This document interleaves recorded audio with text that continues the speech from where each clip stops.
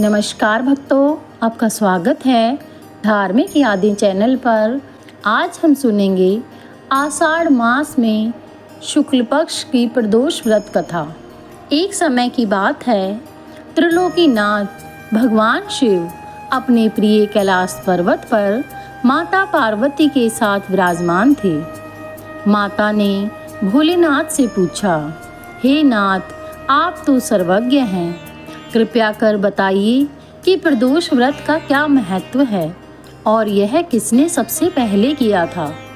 भगवान शिव मंद मुस्कान के साथ बोले, हे देवी, प्रदोष व्रत अत्यंत पुण्यदायक, समस्त पापों का नाश करने वाला और सौभाग्य, धन, बुद्धि, संतान तथा मोक्ष देने वाला व्रत है।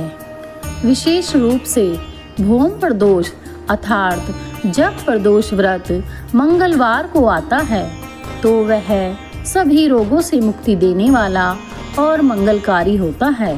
प्रदोष काल वह पावन समय होता है जब सूर्य अस्त होने के पश्चात संध्या का समय आता है। उस काल में जो भक्त शिव की उपासना करता है वह समस्त दुखों से मुक्ति पाकर शिवलोक को प्राप्त करता है। अब मैं तुम्हें भौम प्रदोष व्रत कथा सुनाता हूँ। बहुत प्राचीन समय में एक निर्धन ब्राह्मण अपनी पत्नी के साथ वन में रहता था। उनके कोई संतान नहीं थी और वे अत्यंत दुखी रहते थे।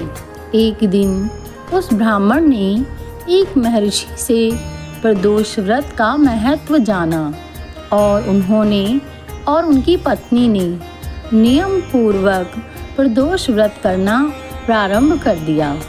कुछ समय में ही उनके एक सुंदर तेजस्वी पुत्र की प्राप्ति हुई, जो बड़ा होकर वीर, ज्ञानी और धर्मात्मा बना।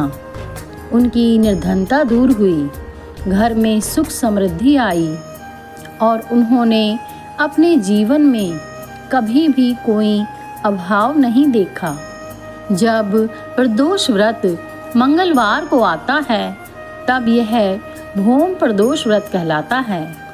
इस दिन व्रत करने से रक्त संबंधी रोग दूर होते हैं, ग्रह दोष शांत होते हैं, संतान सुख की प्राप्ति होती है, वैवाहिक जीवन में प्रेम बना रहता है, भय, क्रोध, शत्रु आदि से मुक्ति मिलती है, वैवाहिक जीवन में प्रेम बना रहता है। इस दिन शिवलिंग पर जल, दूध, बेलपत्र, धतूरा और शमी पत्र चढ़ाकर ओम नमः शिवाय मंत्र का जाप करें। शाम को दीपक जलाकर शिव आरती करें और भगवान शिव को गुड़ अथवा खीर का भोग लगाएं।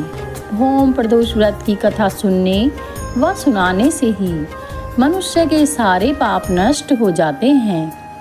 अंत में भगवान शिव माता पार्वती से कहते हैं, हे गौरी, जो श्रद्धा से भौम प्रदोष व्रत करता है वह मेरे परम धाम को प्राप्त होता है।